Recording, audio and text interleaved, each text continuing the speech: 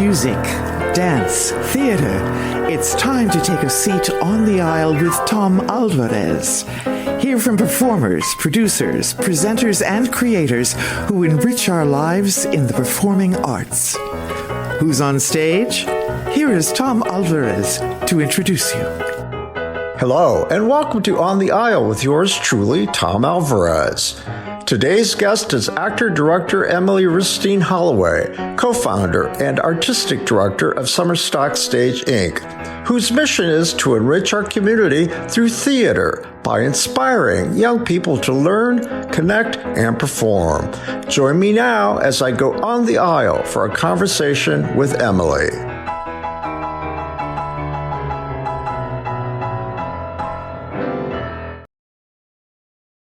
So I'm terribly excited for you. Wow, talk about someone who's really earned this. I mean, you really made it happen.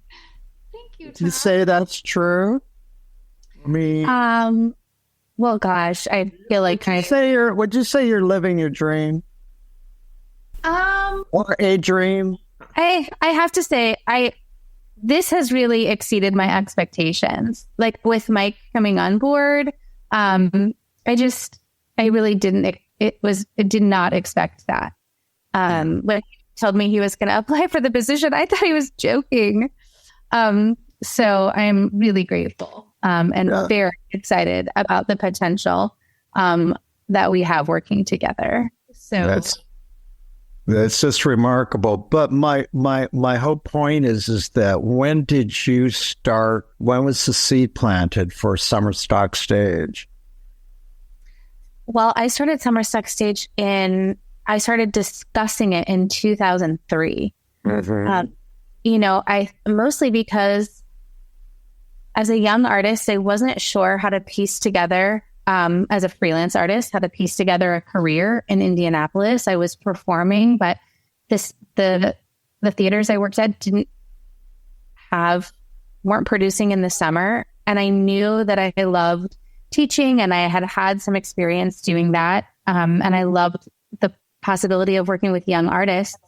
So when I approached my alma mater and asked if I could start a community theater program for young artists, they were really generous and helped me get that started. And I think even by year 2 or 3, I had students from 20 plus high schools. Now we have students from 40 plus high schools audition for main stage every season. And we also have Academy, which is for younger students in educational theater. And then 8 years ago, we started Eclipse, which is a professional theater. And our vision is to provide a path from interested, young artists all the way through to work for professional artists in our community.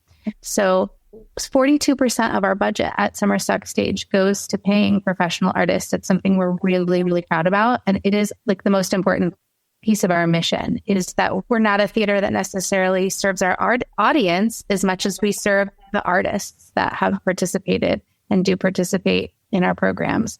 The artists being the actors, but also the designers, the artistic team members, the orchestra, the set builders, all those theater artists.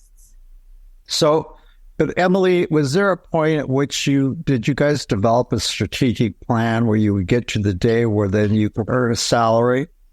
Yes, but I think I really had some good advice maybe in year 7 from a mentor at the Lilly Endowment when we approached them, because we had a vision based on our artistic goals, and we just didn't have the business infrastructure in place to support those artistic goals. And this mentor told me that's how an arts organization grows. Always, the artistic goals always precede the business goals. Yes. So I think what I did is I really kept my eye on the artistic goals and what I felt like our community could support and what our community needed. And also the artists who I have had the privilege of collaborating with along the way. So it was all about building a business infrastructure that could support our artistic goals. Exactly. Well, in many ways, wouldn't you say that it's become a cliche, but in many ways, if you build it, they would come. And you did. And they did. Yeah. How cool is that? Yeah, it's super cool. I feel like there's so much, like what's been really rewarding is just the ability to interact with so many amazing artists. But I think my position moving to a full-time salary, like there's so much more room for growth as far as more community partnerships and more audience development. I've focused most of my time and energy on growing relationships with all these amazing artists. But now I think it's really going to be our jobs to be community ambassadors to help share that story with the communities.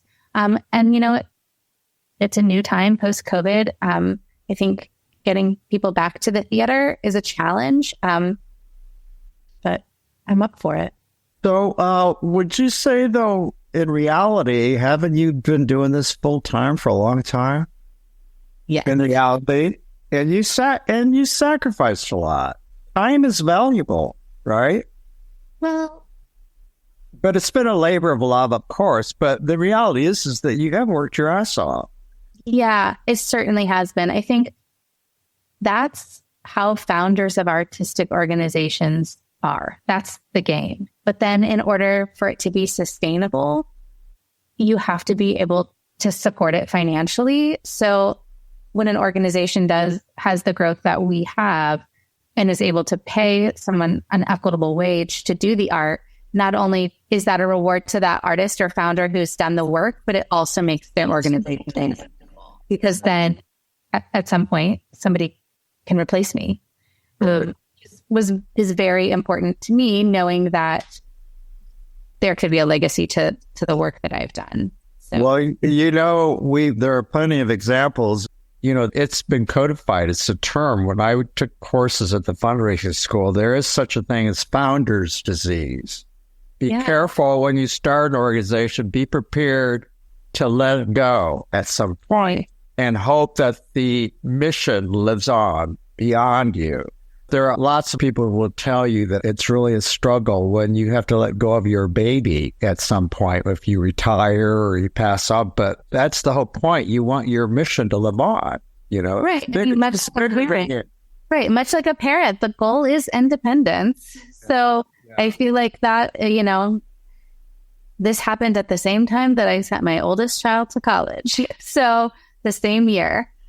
So I wonder, I have thought about the irony. I really admire what you've done, but just based on my own experience and, startups like the Phoenix. I was at the first board meeting, when Brian pitched the Phoenix at someone's private home. And, so when I walk into that building and after everything's transpired, I know what's possible.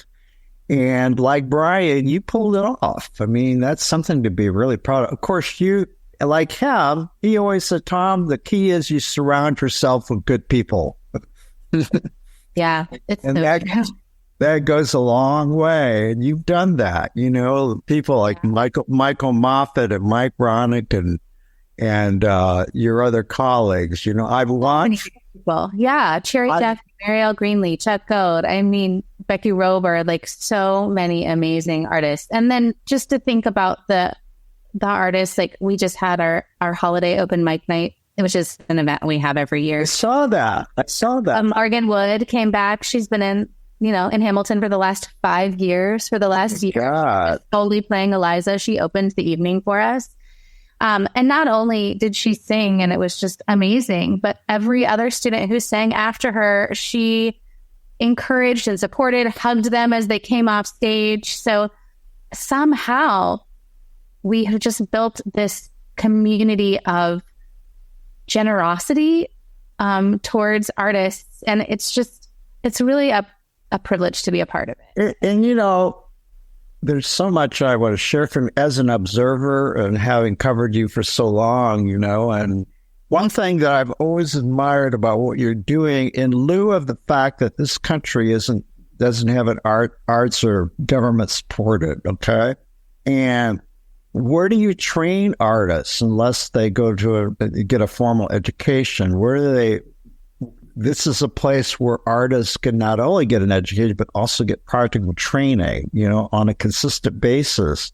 And that's pretty remarkable. I often wondered, was there other precedents that you studied around the country, other groups like Summer Stage, or is this totally an original idea and execution? I did do some research, and there are other organizations like ours. I actually went to Interlochen as a young artist, but I think one of the things about our program, our academy is a tuition-based program. We do offer 10% of our students are on scholarships, and we are working to double that. But our main stage is a free program. So it's a community theater. But it also is a highly diverse group. We have our production of A Chorus Line last year. We brought in the choreographer who set the Kennedy Center's Honors Chorus Line and set the national tour. And he said, I think this is his 7th or 8th production of A Chorus Line. And he said, I've never done a production with this much diversity in the academy. Something that's really hard to have, and also that we work hard to maintain. And part of that is that I just believe wholeheartedly that we cannot walk an arts education something for the financial elite. And there are so many programs that are just so expensive. Private voice, private dance, the schools, even, the schools that have really high achieving show choirs and theater productions, they're all fairly affluent, largely white school systems in our city. And I just think that there's a social justice piece to providing equitable arts education for everyone you still have to audition and be really good. But it's so important to me to be able to serve students from all over and all different kinds of students. So, to my knowledge, I'm thinking back, you're right. I started seeing diverse casts on your stage long ago. Yeah. And so it's not about numbers to us. It's about it changes the experience and it changes the story when you bring people together who have different life experiences, different perspectives, different, I think that makes that enriches the whole experience for everybody. I interviewed Ben Hanna and I asked him this question. And I'll ask you as well.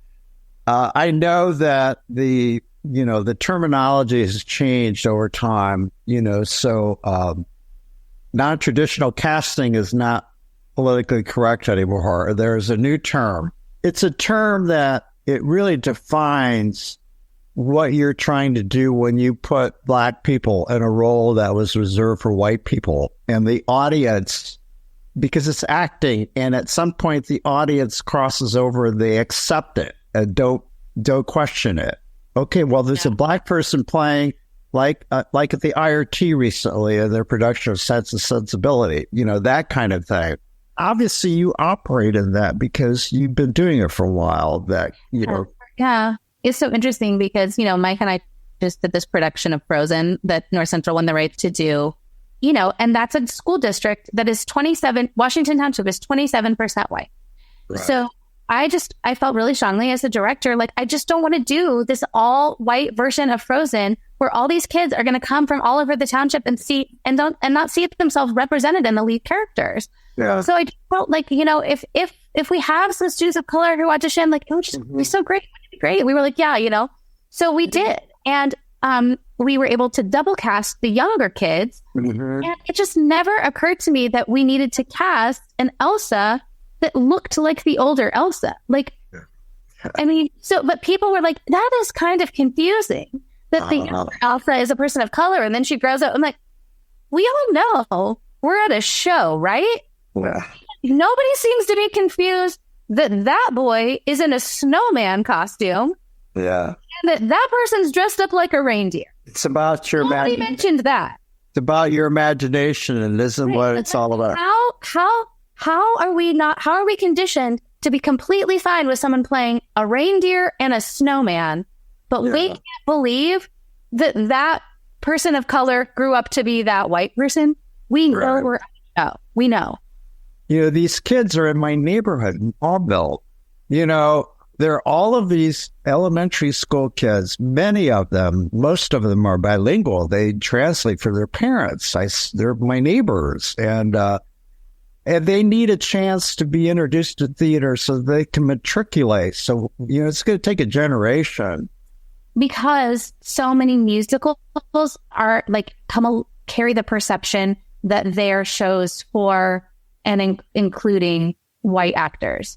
Students of color, Latino students, Black students, they just Asian students, they just are not going to perceive that show has roles for that. Yeah, I understand.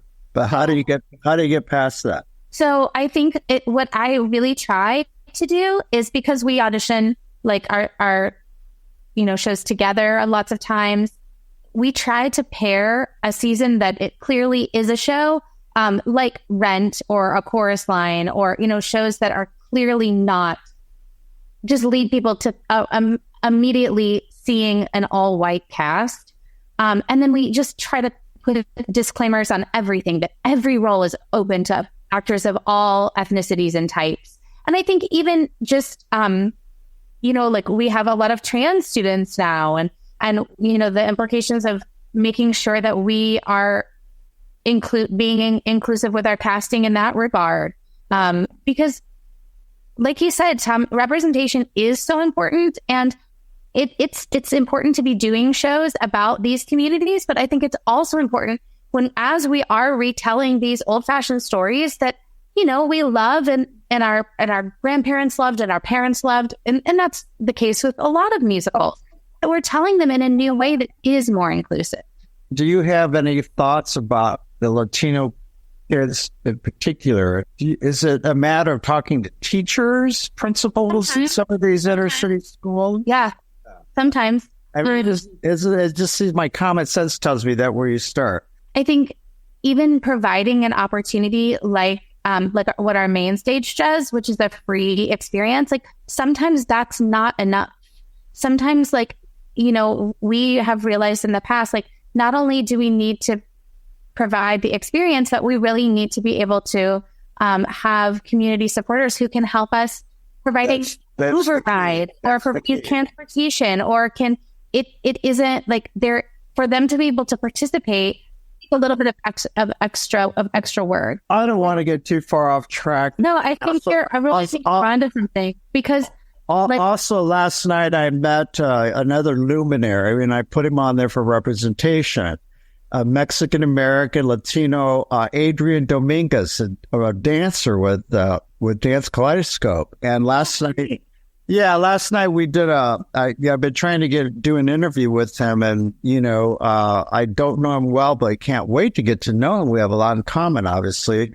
But he said, Tom, he said, any way I can help get involved to do outreach so I can be a role model to young Latinos. He said, I did not discover professional dancing until I was 21. And I didn't discover theater until I got to college, because I'm blue collar and I see what you're doing. I would have killed to introduce theater. I think it's for me, I would love to produce, one of, what is that Lin-Manuel early work that he did? Oh, In the Heights. Yeah. Oh my God. You guys. Oh my God. We would kill that. We would knock that out of the park. That is such a great idea. I would worry that we wouldn't want to fill that with people who were Latino, because that could be offensive. So it's finding that balance. I really don't think so. If you have a good mix, I don't think that. I don't think that's the thing. I don't think it'd be an issue. Last year we had this amazing Latina director, Maria. Amenabar, who directed Heather, and she really knocked that out of the park. Oh, she did. Oh yeah, I wanted to interview her. I didn't get around to it. So. Yeah, she was great, and now she's at Milwaukee Rep. She's not able to come back this year, but I'm hoping that she'll come back again, because that's fantastic. How does that feel? Like the gal who is on Broadway, and they all stay in contact with you. I know that we talked about this before. That bond continues, it sounds like. They continue to support those, and it sounds like they have a network like the Songbook Academy kids have from all over the country. Michael Feinstein has created this network of kids who 10 years later are like New York, LA, and they're all in group chats, and they help each other with their careers and contract. Because we have been so intentional about creating this. I mean, you can do academy. You can start in the academy the year before you go into second grade. So you finished first grade, you can start. So pretty much as soon as you can read, you can start doing Summer Stuck Stage. And we can carry you through joining Actors Equity Association because we have equity contracts. Wow. So, we have Eric Olson and I were both in Heathers last year. So I think because of that, because we have so many opportunities for theater artists at every stage of their experience, we have artists who have spent years and years and years with us. And all of them are from Indianapolis. So when they come home, they visit with their family, but then we are often also their other community. Yeah, that's so cool. Yeah. That must make you feel good. It does. And also, I love them so much. Having the privilege of watching them grow up and grow into a professional artist is amazing. Mm-hmm. It's an amazing privilege to watch. So I guess when you said, is this something that you dreamed? I didn't know that would be as rewarding as it has turned out to be. Mm-hmm. So, I was planning on being a performer, like all of us, I think. Right. And when I started this, I didn't expect to love it as much as I do. And I didn't expect for it to be as rewarding. And also, I think it's a lot of work, but it's the rewards is diversified more than performing. Performing is very physically exhausting. This is intellectually challenging, and I have a great job. I love my job. Oh, I can only imagine. I am, as you know, I make no bones about it. I don't believe in professional distance what I do, although most of the people I cover are friends, and because of that, I'm an unabashed fan of yours. But the reason being is because, again, I didn't discover theater until I was a college student. Yeah, I had no clue what it is. I didn't grow up with any exposure to the arts, even though I went to Catholic schools. It was a blue-collar background that I came from. And yet, when I saw my first play at the Fort Wayne Community Theater, Civic Theater, shortly after I got into theater, so it changed my life.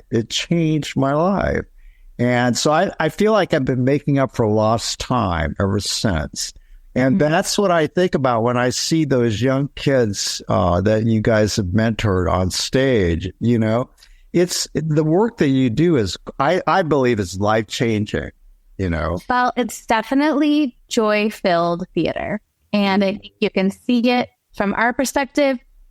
We love the art form, and so we inspire the young people. And they love it, and I'm sure they've shared with you stories and anecdotes about how it's changed their lives, haven't over the years? Yeah. They're young, so they're not quite as reflective as we are. Oh, right. Well, how about the older ones? Do they come back and tell you, "Oh my gosh, you saved me"? Yeah, it was special to have our 20th anniversary gala last year because we had so many alumni. Kirsten Hodges who was in 6. Yeah, what's happened to her career? Yeah, she's doing Dream Girls right now. It's not on Broadway, but it is at a professional theater. I saw a Facebook post that she did. I remember meeting her at one point, and she was starry-eyed. No, she's so amazing. So, but it was really nice. We had, I think about 20 alumni who came back. And and sang, and we're able to talk about just how the arts. I wish I had known about that. I would love to come to that. But Yes, we need to do it better. Now that we're full-time, Tom, we're going to have way more time to loop the community into what we're doing. Well, listen, congratulations. I'm really happy for you. And, thanks. And yeah, we'll come back. I'll bring Mike. Oh, sure. Yeah, Mike is, I'm so impressed with him. Fantastic. I hear he's just an incredible teacher as well. He's just incredible at everything. He's So a visionary person. you guys are going to soar. When's the next show? We are opening our season with Wedding Singer this summer. So our full, yep, it's going to be really exciting. Kate Galvin, who used to be the artistic director at Constellation in Bloomington, is coming up to direct. Oh, wow. Okay. Yep. And then Music Man, Rent, and closing the season with the Lizzie Borden musical. We're doing 2 Eclipse shows this year. So 2 Academy, 2 Main Stage, 2 Eclipse. And of course, I loved your Heathers. Oh, my God. Oh, thank you. Well, you're the only person over about 45 because it was a little too, some people got a little. It was so good. It was so good. Thank you so much. Thank you so much, Tom. Who will take center stage on the podcast next? Your seat on the aisle with Tom Alvarez awaits. Follow Tom on Facebook, Instagram, Twitter, and TikTok, and make sure to visit tomalvarez.studio. Watch Tom every other Thursday on Lifestyle Live on Wish TV, and make sure to listen every week here on the All Indiana Podcast Network.